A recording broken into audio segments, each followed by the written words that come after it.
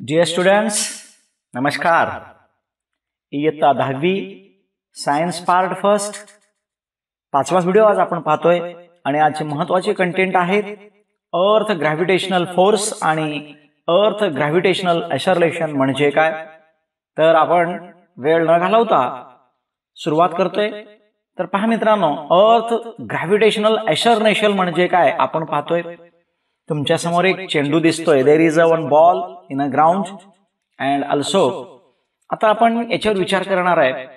The earth exert gravitational force on objects near it. तर तुम्हाला तो चेंडू दिसतोय, त्या चेंडूवर अर्थ हा काय करणार आहे, ग्रॅव्हिटेशनल फोर्स एक्झर्ट करणार आहे. Now it is a constant. आता तो स्थिर आहे.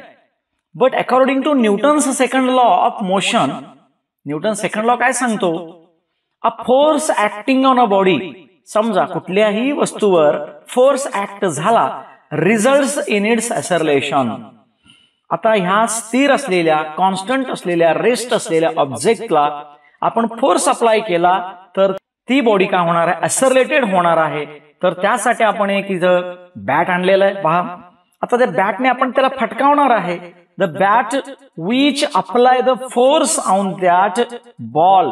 पहा, आता त्याच्यावर फोर्स अप्लाय होणार आहे. पहा, फोर्स अप्लाय झाल्यानंतर दॅट ऑब्जेक्ट इज ॲसरलेटेड. ॲसरलेशन झालेलं आहे आणि यावरूनच आपण ॲसरलेशन ड्यू टू ग्रॅव्हिटी म्हणजे पाहणार आहे.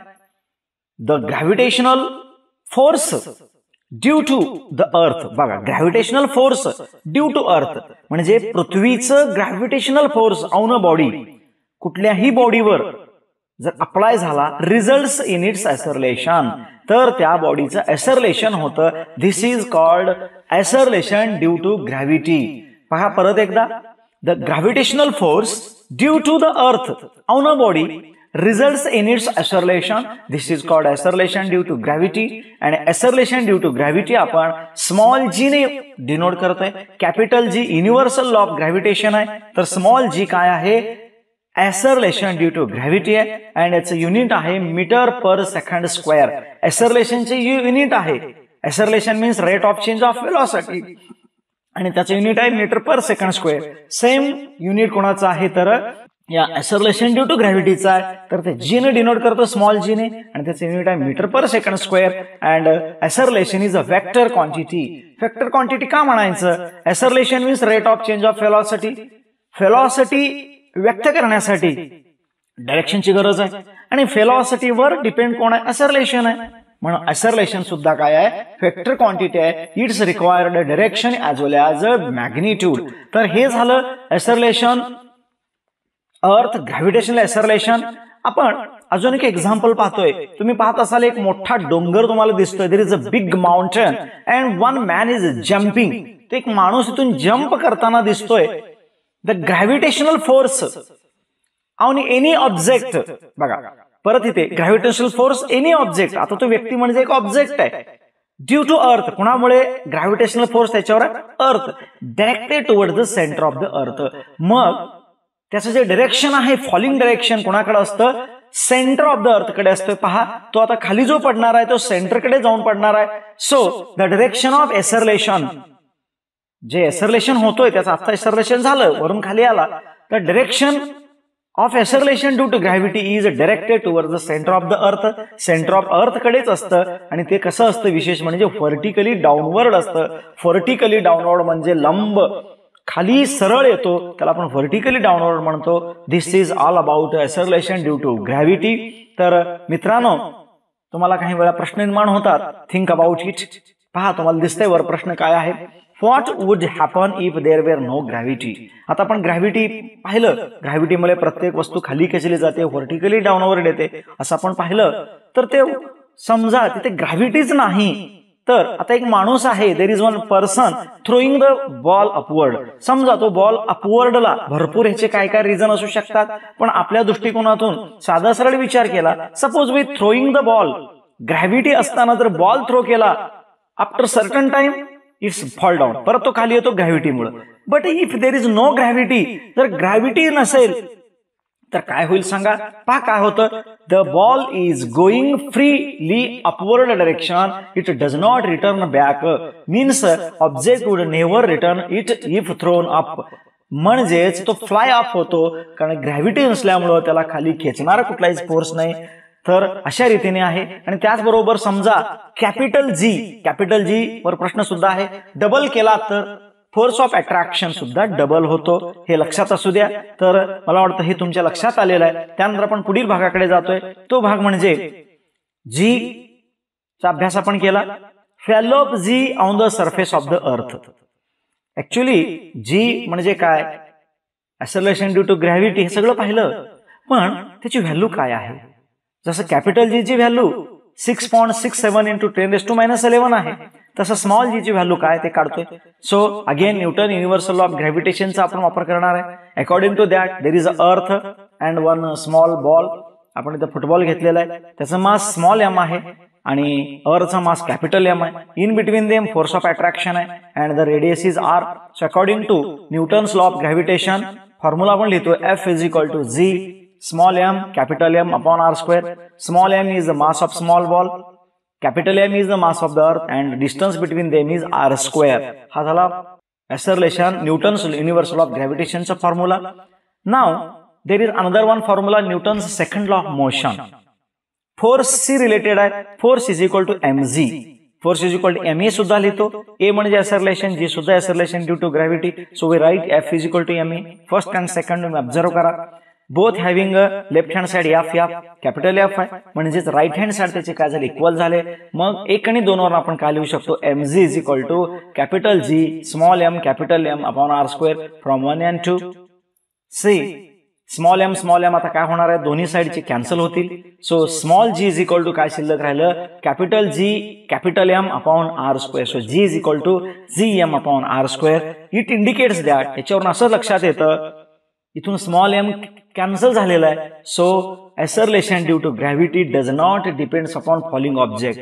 कुठली वस्तू खाली पडणार आहे त्याच्यावर acceleration due to gravity depend नसते. तर ती कोणावर डिपेंड असते, mass of the planet means mass of earth and radius of the earth or radius of any planet. कोणाच्या बाबतीत आपण विचार करतो त्या प्लॅनेटचे रेडियस याच्यावर डिपेंड असतं. मून आपल्यापेक्षा लहान आहे, म्हणजे पृथ्वीपेक्षा लहान आहे, मास कमी आहे, म्हणून तिथं ग्रॅव्हिटी सुद्धा कमी आहे. तिथे किती आहे तर 1/6 पार्ट ऑफ अर्थ आहे. आपलं 9.8 आहे, पुढे पाहणार आहे, तर तिथं त्याचा 6वा हिस्सा 1.37 मीटर पर सेकंड स्क्वेअर आहे. का तर त्याचं मास आणि रेडियस कमी आहे. So gravity is depends upon mass of planet and radius of planet. तर आपण त्याची व्हॅल्यू सुद्धा काढतोय. Now we know very well g is equal to put the value. Capital G ची व्हॅल्यू लिहितो आपण 6.67 इंटू 10⁻11 इंटू एम ची value आहे 6 into 10⁻24 upon 6.4 into 10⁻6 bracket square. आपण स्क्वेअरिंग वगैरे करूया, काय मिळतंय पहा. देअरफॉर काय होणार आहे पहा, g is equal to 6.67 into 6 यांचं मल्टिप्लिकेशन केलं तर ते 40.02 होणार आहे. आणि 10⁻24 - 11 केला तर 30 येणार आहे. आणि ऍट डिनॉमिनेटर पहा 6.4 इंटू 6.4 40.96 इंटू 6 इंटू 2 बघा 6 इंटू 2 केला तर 12. So 10⁻12. Therefore g is equal to काय येणार आहे, 40.02 ला 40.96 ने डिवाइड केलं तर त्याचं उत्तर आहे 0.977 इंटू 10 कसं राहिलं तर 10 13 आहे वर, खाली 12 आहे. 13 - 12 केला तर 10 एकच राहतं. सो 10 न मल्टिप्लाय केला तर जी ची व्हॅल्यू 9.77 येत आहे. Therefore g is equal to 9.77. मग आपण अप्रॉक्सिमेटली कसं घेऊ शकतो, 9.8 metre per second square is the value of g. अतिशय साधं सोपं गणित आहे, पेपरला सुद्धा फार वेळा आलेला आहे, ह्याचा सुद्धा तुम्ही नीट सराव करायचा आहे. तर आपण ह्याच्यावर आधारित आता how the value of g changes. आता जी जे आहे सगळ्या पृथ्वीवर सेम आहे का, डेफिनेटली नाही. का नाही ते आपण पाहतोय आता. सियर variation in value of g. Variation म्हणजे जी ची व्हॅल्यू 9.8 आपण मानतोय खरं, पण ते प्रत्येक ठिकाणी वेगवेगळे. बघा ए change along the surface of earth. सरफेसवर सुद्धा त्याची व्हॅल्यू वेगवेगळी. तुम्ही पाहत असाल earth it is elliptical. Elliptical याचा अर्थ असा आहे तर तुम्ही पाहताय तिथे पोल आणि इकडे इक्वेटर दिसतंय तुम्हाला. Equator is bulges. इक्वेटर कसं आहे, बल्ज आहे, फुगलेलं आहे. Pole is फ्लॅटनड. फ्लॅटनड म्हणजे चपटा आहे. सेंटर पासून कोण जवळ आहे तर पोल जवळ आहे, इक्वेटर हा दूर आहे. If equator is bulges, it is away from the center, so value of G is less at equator. Pole is very nearer, So effect of center is on pole maximum, therefore the value of pole is maximum. तर ते किती आहे बघूया.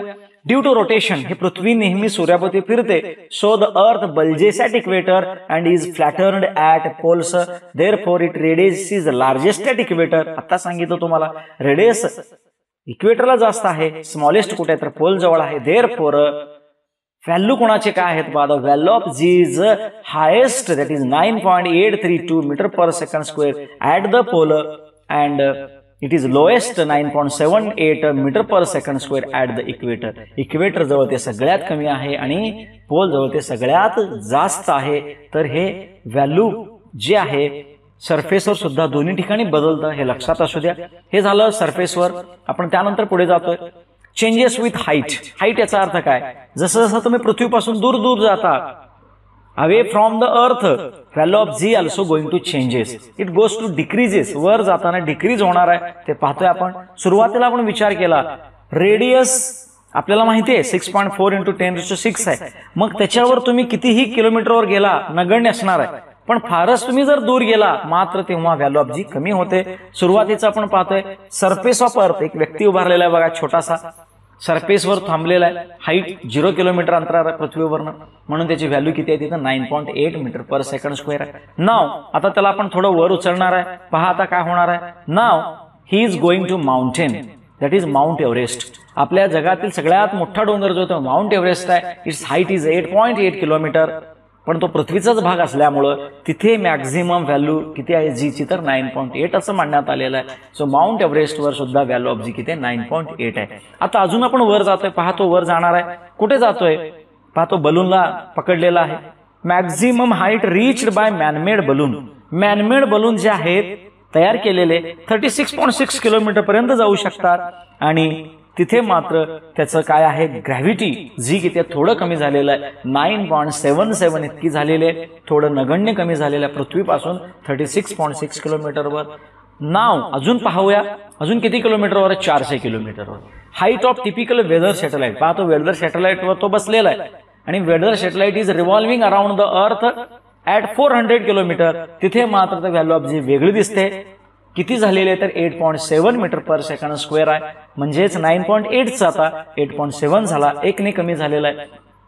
आता याच्यानंतर फार दूरवर जाणार आहे. पाहूया आता कुठं जात आहे ते. नाव इट इज रिचेस. तिथं जाणार आहेत कम्युनिकेशन सॅटेलाइट्स, जे कम्युनिकेट करणारे जे सॅटेलाइट्स आहेत, टीव्ही दूरदर्शन संच आपण पाहतो ते कम्युनिकेशन सॅटेलाइटद्वारे ते पृथ्वीपासून 35,700 किलोमीटर अंतरावर फिरत असतात. अशा पद्धतीनं these are revolving around the earth at 35,700 kilometre and there is a so negligible 0.225. तिथे मात्र व्हॅल्यू ऑफ जी प्रचंड कमी आहे. तिथे कुठलाही माणूस गेला तर वेटलेस होतो. वेटलेस म्हणजे त्याच्यामध्ये कुठल्याही प्रकारचं वेट नाही, वजन रहित होण्यासारखं वाटतं. तुम्ही पाहिला असेल कल्पना चावला वगैरे, सुनीता विल्यम्स जेव्हा तिथे वर गेले होते तेव्हा त्यांचं जेवण वगैरे ते नळकांड्याद्वारे घेतले होते, कारण की कुठलीही वस्तू तिथे स्थिर राहत नाही, अशी हवेत तरंगत असते, बिकॉज ती वेटलेस झालेली असते. So the value of g changes when we are going away from the earth. तर त्यानंतर अजून एक भाग राहिलेला आहे, तो म्हणजे चेंजेस विथ डेप्थ. डेप्थ म्हणजे पृथ्वीची आत जाणार आहे. काही लोकांना असं गैरसमज आहे, पृथ्वीच्या वर गेलो तर जी कमी होते, म्हणजे नक्कीच पृथ्वीच्या आत गेल्यानंतर पृथ्वी व्हॅल्यू ऑफ जी जास्त आहे का, is it maximum inside the, ते पाहूया आपण. पहा g is equal to m/r² ही व्हॅल्यू आपल्याला सगळ्यांनाच माहिती आहे, व्हॅल्यू ऑफ जी. मग मास ऑफ अर्थ आहे, रेडियस ऑफ अर्थ आहे. Now that person is going inside. आपण इमॅजिनेशन करूया, तो आत चाललेला आहे. पहा थोडा आत गेला, जसा तो आत गेला तर काय होतंय पहा, द व्हॅल्यू ऑफ आर म्हणजे तिथं पासूनचं सेंटर रेडियस कमी झाला का.